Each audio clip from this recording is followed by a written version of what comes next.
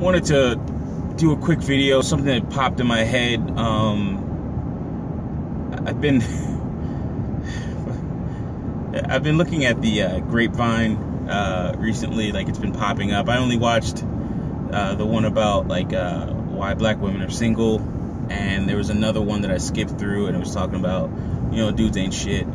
And then I started listening to Drake, so there's all types of feelings that came up because of this. Oh my God. But I was listening to Drake, and then I hear things where people talk about, I think it was a while back, somebody on there was talking about cultural appropriation, or it may have been a totally different podcast, or YouTube stream. And I'm thinking about this, and I'm like, oh, okay, well, you know, is cultural appropriation really bad? Like, is it that person's fault?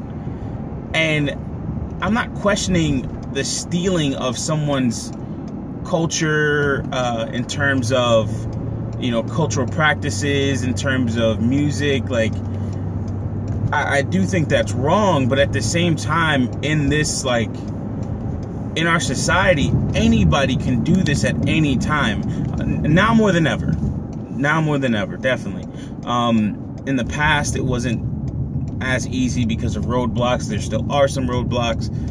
But I'm thinking about someone like Drake, and I'm listening to this song. It's the one with DJ Khaled. He has a lot of songs with DJ Khaled. But you can hear like a real Florida influence to it. And like a real Florida down south influence to it. But you got Drake on this track. You know what I mean? Like, why not somebody else, so on and so forth. But he's like a megastar. So something like that, he could jump on just about any track, and, you know, it's butter. It's money all day.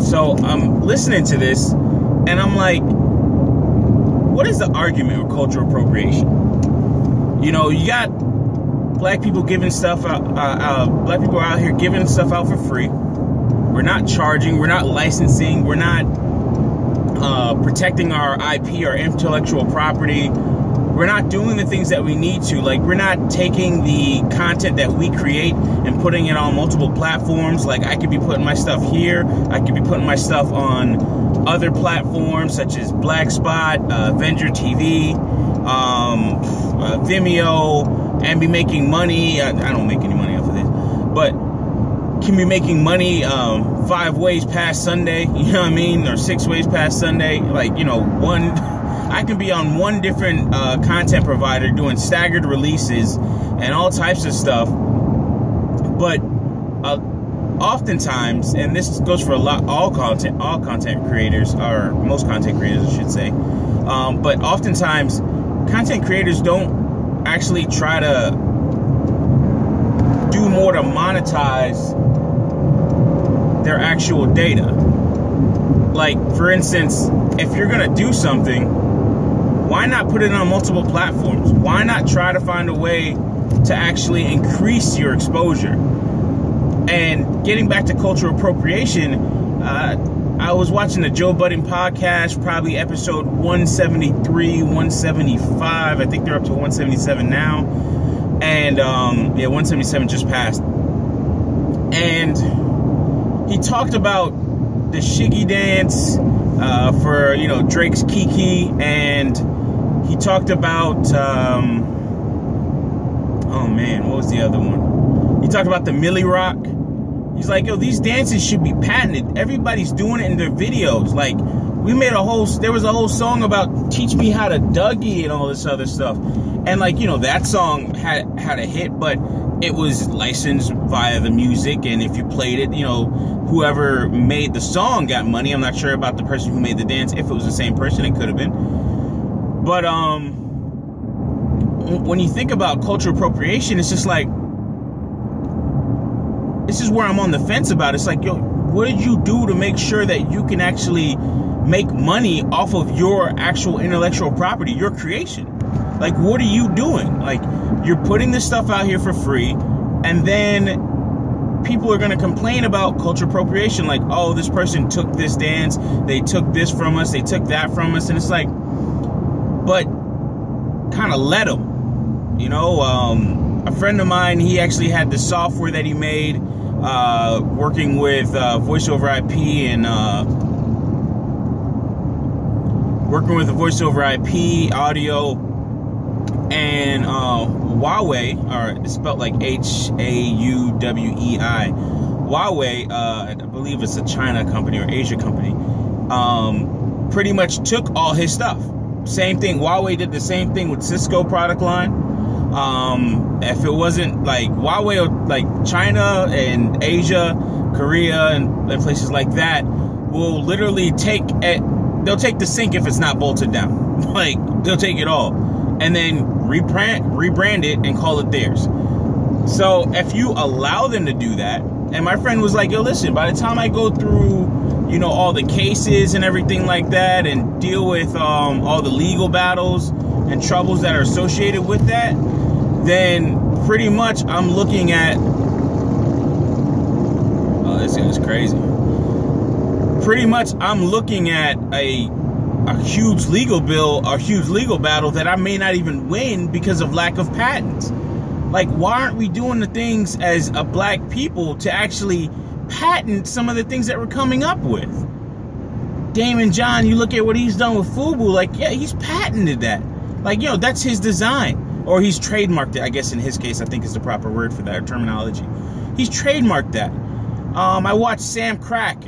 He takes cars and restores them. He got a Domino's DXP delivery car, and he got it with all the stuff, all the stickers and all the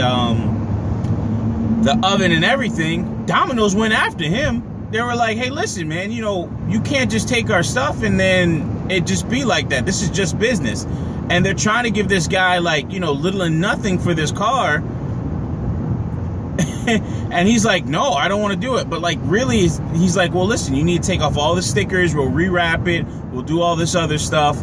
And you're going to have to take that off the car. Because they're protecting their brand and intellectual property, because him with all these stickers that he got on there that came with the vehicle itself, it's a problem, especially if he gets into an accident, he starts driving like a madman around town and causes, you know, Domino to get somewhat of a black eye in the community because he's driving like crazy, delivering DiGiorno pizzas out of the darn thing, what have you. So it's like, with all of that, you know, you got to protect your intellectual property. Black people, we need to protect our intellectual property. We need to protect the things that we create. So you can't complain about cultural appropriation because you ain't defending it. It's kind of like, yo, yeah, that's your territory until some bigger motherfucker comes out of nowhere and takes your shit. So we can't sit here and complain about cultural appropriation without actually really complaining about the fact of lack of defense of our own products, our own creations. We need to protect what we have. And until that happens, cultural appropriation will always occur. If we keep selling these things to other people, other races, other entities that are taking it and making billions of dollars off of it, like the Shiggy dance. Thank God Drake was decent enough to say, hey, listen, Shiggy, come on tour with me so we can, you know, come on tour with me so we can start, so you can do this dance and show everybody, and I'm going to pay you some money for it. Yeah, he's dancing his jig and, you know, doing all types of stuff on the stage, but guess what? He getting paid for it. So it's like, yo, come on, man. We can complain about cultural appropriation, but honestly, cultural appropriation, the argument for cultural appropriation, the way I look at it is simply, you're driving, it's a 3-lane road. There's a lane you're in, there's a middle lane, then there's a left lane, right? You know, or whatever lane you're in. There's one lane that opens up. There's 2 cars in front of you.